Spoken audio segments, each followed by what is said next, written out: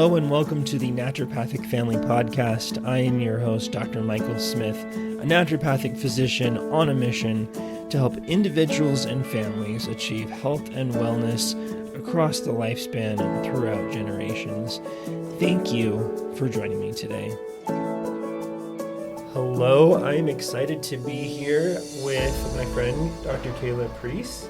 I'm a fellow naturopathic doctor, and she is a graduate of the National University of Natural Medicine.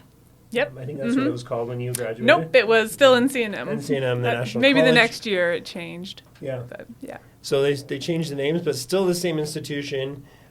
Diplomat of the American Board of Toxicology. That's a recent addition. Cool. That's in there. And lots of credentials with the Regulatory Affairs Professional Society.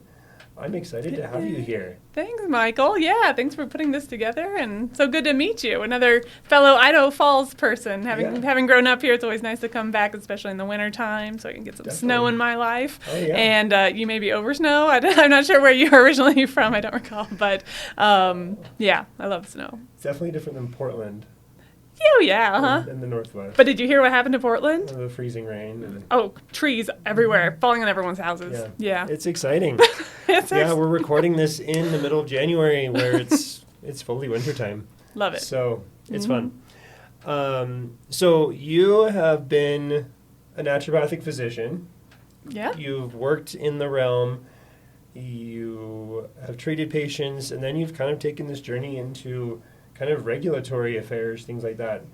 Can you tell us a little bit about your journey and how you've ended up where you are right now? Oh, for sure, absolutely. So after school, I did some preceptoring, or I filled in some needed jobs. What did I just say before? I was like, I did.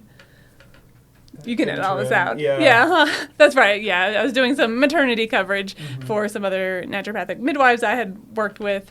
And then a year or so later, I started my own clinic in rural Washington. I was the only medicine for an hour radius on the weekends. And so, when I had moved there, I was like, what does the community need in Washington? And I'm not familiar with the scope of practice here in Idaho because it changed in the last recently. Totally, but they're in Oregon, they're in Washington, right? Nice broad scope of practice. So I was like, what does the community need? They need, if you're a lady and you get a UTI on the weekends, you just want someone who has some antibiotics perhaps, or you just want some options. And so the closest place was about an hour away for emergency room, and so I opened my doors and did that for a few years, and then it was a community that, like I said, was pretty small, and so the employment options for my husband at that point in time were kind of scarce, and so we decided to pack up the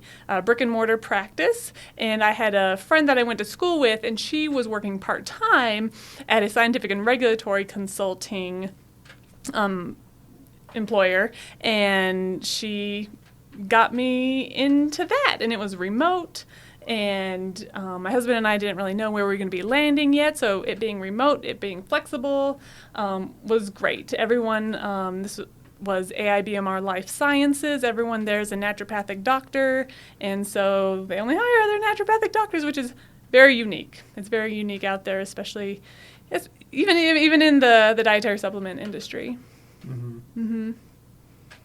And I've worked a little bit in the regulatory spectrum myself, having worked for a couple of years in medical devices mostly. Yeah. So I understand how complicated it can be. Yeah. Over complex. There are many complexities. As a consultant, like what is you doing on a daily basis? Kind of like, what does that entail, and how does it? And also, second question, how do you get to use your naturopathic medical experience in that realm? Yeah, absolutely. So I think we'll answer that second question first, that naturopathic experience. So as I mentioned, the company AIBMR Life Sciences was all naturopaths. They only hire naturopaths because we understand, human body, physiology, can read science, all of those aspects would be parts of Mm-hmm. kind of the extent of my naturopathic education that gets utilized in that way. There's a big chunk that doesn't get utilized at all, right? Because you're trained to be a clinician, and so we're not in clinical with the regulatory niche that AIBMR does. It deals mostly with GRAS, which means generally recognized as safe, which is a designation for ingredients. This would be food ingredients, dietary supplements is in that realm as well. And so it's a pretty specific kind of niche area, and therefore, there's certainly other aspects of regulatory. Mm-hmm. I'll just say this to inspire other naturopaths if they are interested in getting into the dietary supplement industry. There are other areas of regulatory that is looking at clinical efficacy studies, things like that. Mm-hmm. So that's certainly out there. It wasn't what I was doing. Yeah. Mm-hmm. And so you're consulting other companies, probably contracting with AIBMR, wanting to get some advice on how to implement these GRAS principles, regulations in their companies. Absolutely, yep. So a lot of new companies, or not necessarily new companies, it can be old companies as well, but GRAS in that regulatory avenue is certainly for newer ingredients, right? Newer dietary supplement ingredients, functional food ingredients. So we did a lot of that, Mm-hmm. and it is, it mostly is dealing with food safety, Yeah. right? And that's where the toxicology comes in, right? So being able to understand the safety of ingredients via toxicology studies, whether or not that be rodent or it could be history of use, but So for somebody listening, they've maybe heard of toxicology, they think of maybe forensics or something like that, Yeah. but that's maybe not what it is. Can you help for like the layperson define toxicology for us? Oh, that's a good, it would be like the study of toxins, right? And the most, any ology is the study of, kind of like biology, the study of life, nephrology, the study of the kidney. So toxicology would be the study of toxins. And something that's, I think, super cool about toxicology is it's so darn broad, right? So when you go to like a toxicology conference, the majority of it will be pharmaceutical toxicologists, right? Because most of the money's in drugs, and it's very expensive to develop it, and you need to know the toxicological potential as soon as possible in the life cycle of those ingredients. But there's also forensic, like you said, forensic toxicology, super cool. There's medical toxicology, so you eat some bad mushrooms and your liver is dissolving in the hospital, right? You get the medical toxicologist in, and then there's food toxicology. So that is there's environmental toxicology, right? Toxicology of the waterways and how it's affecting fish or amphibians, right? It's all very interconnected and very similar. It harkened back for me into like environmental medicine, right, at school, right, when you talk about bioaccumulation and things like that, right? I don't know who was teaching. I talked a little bit about that, yeah. Yeah, exactly. It was minimal, but it harkened back to some of those, right, how broad it can be and how we're all interconnected for sure, and the consequences of the things that we put in our body. And there's a lot of ways that things can get in your body, right? Yeah. You can inhale, you can ingest, you can put it on your skin, so goes on and on. So, it certainly was interesting learning about the toxicology. And then, so you had mentioned the diplomat of the American Board of Toxicology. If you have a certain level of training, which I did as a naturopathic doctor, and then do toxicology for a certain number of years full time, which I was doing at AIBM Life Sciences, you are able to sit for a test and then earn the Diplomat of the American Board of Toxicology, the DABT. So I was able to do that. Mm-hmm. Cool. Yeah.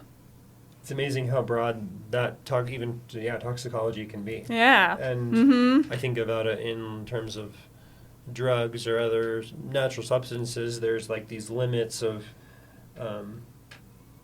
if you take too much, it's going to be not healthy. And if you take too little, it's not going to work. Yeah, exactly. So you have this like window of range. Absolutely. A lot with, pharmacokinetics, right? Pharmacodynamics is very important. So pharmacy is certainly a big part. So again, going back to, how does naturopathic education apply? It applies in many ways. Yeah. And then thinking about food toxicology, I think food is something that we interface with on a daily basis. I know there's many people who I work with and in the kind of that are increasingly becoming more health conscious, wanting to make sure that what they're eating in their bodies is good for them. Do what I did for work. Yeah. What I did for work was like a single ingredient. What does that do or not do? Is that safe? Right, and this is, I think, the classic, certainly coming from naturopathic medicine and that and sort of more like environmental medicine background, we all say, oh my goodness, right, we're exposed to so much every day. Are all of these things truly, quote unquote, safe? And when you go to toxicology conferences, like everyone knows that the studies aren't out there that have put all of these things, hundreds of thousands of things we're exposed to every day, in a system and tested it, right? Like that, it's not there. That's too many factors. Many factors. Maybe, hopefully, right? Like with more advancement with AI, we can get a little bit closer, but it's still pretty analog. I think is how I would call it, right? Like the FDA requires animal studies, right? With new ingredients, if there's not enough evidence in the scientific literature that it isn't safe, and that just seems pretty archaic. Every year at toxicology conferences, we keep saying in silico, and a lot of other processes that would be applied to try to make a determination. And in silico just means using more of a chip-based model, which blows my mind because I'm perhaps more old school and analog still as well.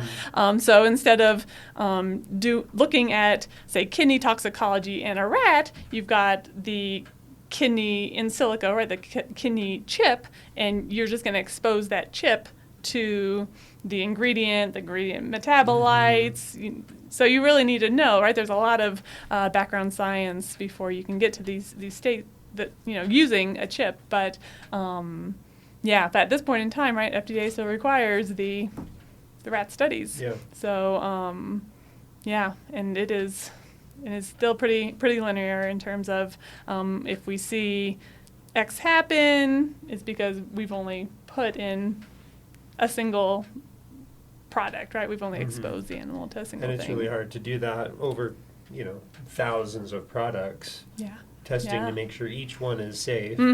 So exactly. Tell us more about the GRAS, generally recognized as safe. So we can't, maybe we have to test every single one, but what's the regulatory maybe paradigm that the FDA goes through? Yeah. And so we hear about like GRAS, we hear about like a new drug is approved, there's a new medical device that's cleared, there's all these fancy terms, and you can get really nitpicky on lingo. But from the GRAS perspective, what does that mean?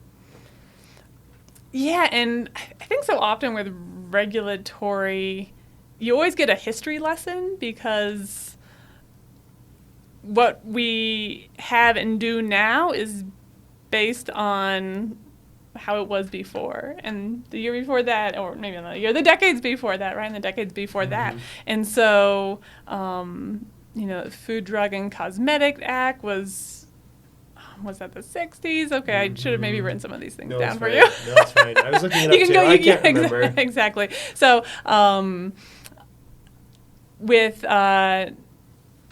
we'll just talk about food, right, and GRAS, and that is how GRAS is applied, the idea of making an argument that something is generally recognized as safe, right, and the generally recognized aspect of it is that it is published and it's in the public domain, and any expert out there could read the science and say, like, yeah, that makes sense to me, versus other countries, that's not necessarily the pathway, right, like over in Europe.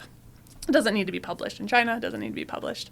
But the scientific studies are certainly going to regulatory agencies over there. So they're certainly reading primary studies and everything. It just doesn't need to be published for someone else out there to say like, oh, wait, I find fault with this, I think, and have that good debate, right? That's the generally recognized aspect. And then as safe is the assessment, the technical aspect of an ingredient, which includes a good understanding of what it's composed of, its manufacturing, and its intended use, because things are only safe, lessons in toxicology, right? The dose makes the poison.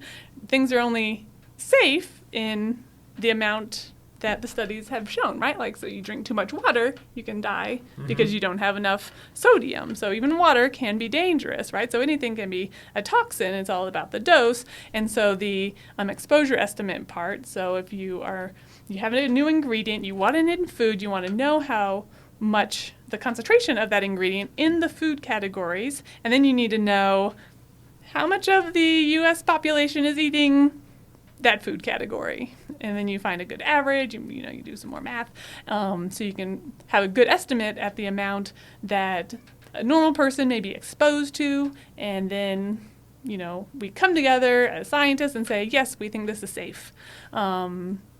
So the GRAS pathway at this point in time in the United States, there is an FDA, an FDA GRAS pathway where consultants like what I did would make their case, right? Put together a big report on all of these things and then give it to the FDA, and they look over it. If they have questions, we ask, and then they would, it's not approved, but they would give a no objections letter to it being in the food supply at the doses that, or at the exposures that has been written and kind of agreed on upon in that GRAS document. But you can also do, it's called a independent conclusion, or kind of a self-proclaimed GRAS method, which many people or many companies do,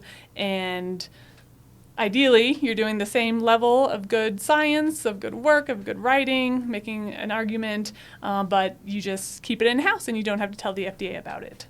So those are the two pathways. People certainly have, it is what has gotten us this far in the United States, in their food security and food safety, and some folks certainly have questions about the independent conclusion, that self-proclaimed GRAS status that is allowed by industry. Every year you see some new bills coming up in Congress about wanting to try to decrease that option, right? Take that option away and just have it all FDA GRAS pathway. And the poor FDA just doesn't get funded enough, and they're behind on their work. And if that got changed, heck, things would slow down for sure. And the poor FDA would certainly be backlogged even more than they are now. But so that's a little bit of different GRAS pathways. Thank you. Yeah, I think it's intriguing for people that eat food all the time, knowing kind of how the food is deemed safe, these ingredients are deemed safe or not. Because especially on the processed foods, there's a lot of really little ingredients. Oh, for sure. Yeah. And so, and this GRAS process, how it is now, is from the early 90s, right? And so even before that, you find there's obviously been food ingredients, right, for a very long time in the United States, and it's just these little points in the regulatory timeline of okay, right, since the 90s we have this new GRAS process. Before the 90s it was different. It was kind of that slower, every new ingredient had to get good formal approval by the FDA, and you got like a 21 CFR, which that means that it's in the Code of Federal Regulations. So it's such a stamped approval process that it is in the Code of Federal Regulations, right? Like there's lots of different codes, but Yep. yeah. So it was different before, right? Things are always changing, kind of like kind of the patent, certainly in the dietary supplement realm, right? Like with the Shea, right? Things really changed after certain things happened in history. And I think it's always fascinating to look back and see, like, how do we get to where we are today? And you can kind of see it in the regulations, right? And then how that spans throughout business and industry and what we have access to or don't have access to, what different countries have access to or don't have access to. So, yeah. I'm curious, how many new ingredients are being made like on a yearly basis? Like how much is that repository? I don't know if you've interfaced with that number. I don't know if there's any way to know because you don't, at least in the United States, you don't have to tell everyone. I mean, there's guesses. You always see big guesses. And certainly, I'm just talking about the food, but there's certainly like cosmetics, right? And there's just chemicals at large for other things that you're not necessarily going to be eating. Chemicals for your padding on your walls and things in your chairs that are new and have their own regulatory process. So, heck, man, can't even imagine. And to think about how all of those are interfacing with our body and then being ultimately metabolized by our liver and all sorts of things. Exactly. It's just kind of crazy to think about. Yeah, absolutely. Something I've heard a lot of discussions about is how we have some ingredients that food manufacturers in the United States use. I think a lot of those include like artificial food coloring, things like that. But then when you compare that to say Europe, they don't allow those certain regulations, those certain chemicals, ingredients. So like if you compare a package of M&Ms, for example, made in the U.S. and made in Europe, you're going to get the same M&M that looks and feels and tastes the same, but they're using different ingredients to do that. Oh yeah. I'm curious from your perspective, how is that possible? And why is it that it seems like the FDA is allowing us to be exposed to these food colorings and chemicals, which various studies have shown different causes. They cause different health conditions, things like that. But in Europe or other countries, they don't allow them. Different processes for sure, right? Like I think also a different. I'm going to say like freedom of industry, right? And so I think this is really cracking at some deeper aspects of the United States, right? And the economy, the United States economy, these different industries. There's a reason why, everybody wants to come to the United States with their dietary supplement ingredients and end products because it's easy to get here, right? And we have the industry, right, billion dollar industry that's hopping and bopping along pretty well here in the United States. So it's a very fascinating, balance of industry and public health and the level of evidence and the level of, and you see it, just recently, like a few weeks ago, right? The whole aspartame thing would come up again and some new, some novel non-nutritive sweetener debate would come up again in terms of safety and toxicology, right? And so I take kind of a neutral, hands-off approach to expounding my true thoughts on some of these things. But it's different. Yeah, each regulatory pathway is different. The things they require are different. Totally. Yeah. It seems like, at least from my perspective, and I don't have any professional experience like you do, but it seems like in the United States we have to prove it to be guilty and exclude it, rather than in Europe they have to prove that it's innocent in a way.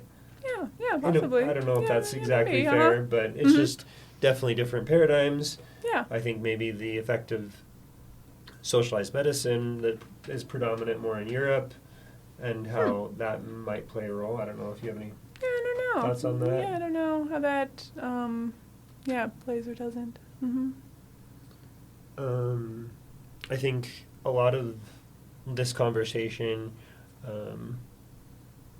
plays into, I think of something I've taught several times is I have like 4 rules of eating. Number 1, you need to eat, period. Mm-hmm. And then we need to eat healthy, like more of the food pyramid, food plate, kind of just the basic carbs and vegetables and protein and fiber. Like we're getting the basics, and it's fairly balanced. But, I mean, coming from the regulatory, right, what does healthy mean, right? Just this last year, it got very well defined. Some, like Cliff Bar and I think Kind Bar as well. They said healthy on their packaging, and they got some letters from, the I don't remember if it's FDA or FTC, but so the Food and Drug Administration or the Federal Trade Commission, and the 2 different divisions do different things. FDA is certainly more about the safety, GMP, so good manufacturing. Quality. Yeah, the quality control aspect of it. With the FTC, that's more about the marketing aspect, what you are and are not allowed to say, because we don't want the public to be deceived, right? You don't want the public to be deceived. You don't want to see, some sort of candy bar that says healthy on it. Right, so what is healthy defined as? So, with you saying healthy, right? I'm just bringing that point up, totally. Right? You can certainly get very whirled away as a regulatory person, looking at every single darn label and finding fault with all those labels, and the words just having meaning. It's like totally. As a regulatory person. And what I was doing, you dabble in the science and you dabble in the legal, and so you have to learn to speak legalese. You learn the meaning and the importance of exactly defined, how words are exactly defined, and then how they are interpreted in the world. So, I've spoken on that. Words really do matter. I'm curious, what came from that discussion on what the healthy means? Yeah, exactly. So it's very well defined now, and so the Cliff Bar and the Kind Bar, I believe they got dinged on the added sugar aspect of it. So in order to be healthy, you can't have X amount of sodium, you can't have X amount of added sugar, this and that, in the regulations, and so I think that's what they're. Yeah, I think so they can do that. Pure cauliflower, then it's healthy, and if it's not, you could probably say healthy on it. Yeah. As long as not too much salt, right? No. Yeah. Yeah, not added salt, no added oil, right? Like just right amount. Too much cheese. You got to make make everyone happy. So exactly. Yeah. Pure cauliflower, I think that's healthy. Yeah. But that won't have a label on it, right? Yeah. Right? Because an apple won't have a label. So labels are for certain things as well. So yeah. So eating healthy and then eating clean is kind of the next drilling down another level of organic, grass fed. All of those like that. The art of the ingredients, like really looking at labels, and I think that's where a lot, as from a clinician who's seeing patients and working with people, and you've been there too. I think that's where a lot of people can go, but for me, I'm just helping most of the time, helping people eat healthy. Heck, I'm with you. Like, give folks a single thing to do, right? Because life is hard enough to figure out the cauliflower, right? Staying simple with recommendations, I think, is best, right? Totally. Yeah. And then that's basically my 4th rule of eating is don't jump ahead. Don't try to focus on eating clean, that we're losing the sight of eating healthy or eating at all. Yeah. Because I think it's easy to do, and when you're focusing on ingredients and for sure. Like people can become afraid of food, and certainly watch myself as a naturopath, and I check myself, like, am I making these people afraid of food, right? And yeah, scaled back certainly some of my recommendations, probably just to be more simple, because we can start off with the like truly basic of, are you eating 5 vegetables a day, right? How many, like, truly, right? It's hard for me to get that many vegetables a day. So yeah, keep it simple. Yeah, so this is the Naturopathic Family Podcast. I like the idea of the naturopathic family as one who is trying to live healthy, trying to eat healthy, balancing maybe some complex health needs with seeking, specialist, that traditional medical care that we often think of, but also embracing more natural things as well. As a regulatory, again, I'm going to be, because words, like we said, words have meaning, right? What does healthy mean? Regulatory has, like I said, right? Like, if you saw healthy on a bar, it's got to mean something. And natural, that's something that has, right? Because it's not defined, right? And so you can go into the supermarket and see all sorts of packaging that says natural on it, but it doesn't mean anything, right, out there at the moment. Maybe someday the FDA or FTC, somebody will define natural, because right now all sorts of companies are getting lawsuits from, different lawyers that go look for anything underneath like a rock to sue folks about. And like Nordic Naturals, right? Like, we recommend Nordic Naturals, great products. They got sued because they have naturals in their name, and the processing of some of their ingredients, some lawyer found someone to bring a suit with them, and the lawyer won, right? Like, the lawyer and the plaintiff won. So, and heck, I mean, that's like their whole darn name. How hard. But so natural. Anyways, that's interesting. No, thank you. Yeah, I think. Or the term organic is a little more defined. Oh, yeah, for sure. Yep, exactly. Yep. There's very specific certifying agencies, right? You have to make sure you're certified, right? You can't just say organic and not be organic. But, some things are better defined than others. What other words do we need to be watching That's right. Healthy. Now that we're natural. Now that we're going to go through the grocery store and look at everything that we pick up, what do we need to watch for or think about being as a conscientious shopper? What words? We talked about healthy. We talked about natural. Yeah, I mean, certainly the natural one that I just roll my eyes at, because everything can be natural, and it loses its meaning, right? That's like why things got defined by the federal government, like organic, because it was losing its meaning if everybody is saying it and it's not defined as anything. Yeah. I don't know. Like I mentioned, how I recommend how to eat. I eat pretty simply, so I'm not looking at I'm looking at labels because I'm a regulatory person who looks at labels, but for myself, I eat mostly, the foods on the outside of the grocery store and things like that. Certainly from a quality perspective, there was recently some Netflix documentary on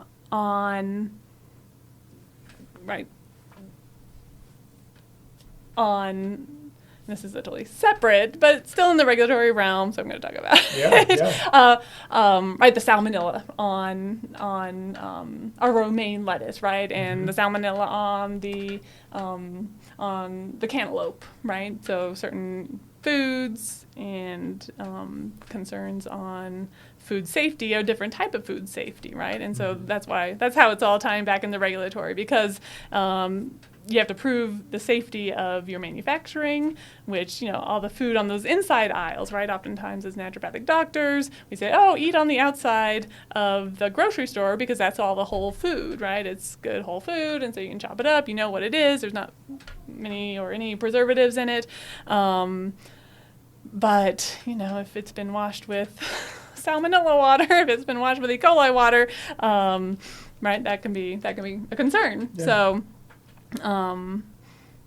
anyway. Just to be smart, know what you're looking for, know it.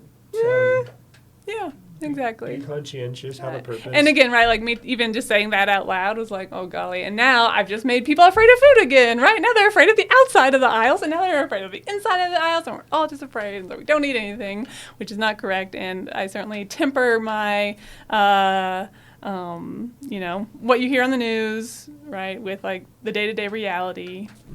So, because we need to eat, and then we need to try to eat as healthy as we can, and we go from there. Because food, I think food can be, and hopefully is, really nourishing for us. Yeah, exactly. We can hopefully have a good relationship with food. And don't think too much about it while we're eating it, of all the ingredients, of how it's been processed, things like that. Yeah, exactly. Yeah. As we wrap up, what takeaways do you have from your experience as a naturopathic doctor working in the toxicology, regulatory, food safety realm? What takeaways do you have for somebody who's maybe, say, young parents with a busy family, trying to take care of everything, trying to keep their family safe? What would you leave with them today? I mean, I don't know if it's me, me as a naturopathic doctor or, knowledge in the regulatory realm or anything, but keeping things simple, right? Yeah. I love frozen peas. I eat so many frozen peas. I think it's, right, like, don't be afraid of frozen. Frozen's a great way of preserving nutrients, right? Totally. I mean, it's so easy. It's always in the freezer. You can pull it out. You can do it. There's ways of doing it. Don't overthink it. Obviously, the more information we have at our fingertips, the more scary the world seems, but we're actually doing really well. Thank you so much for listening to the Naturopathic Family Podcast. I hope you enjoyed it and learned something new that you can apply to your health and to your family. If you did, please take a minute and leave a review on your podcast platform so that others can find this podcast and benefit from it as well. We'll see you next time, and until then, be well.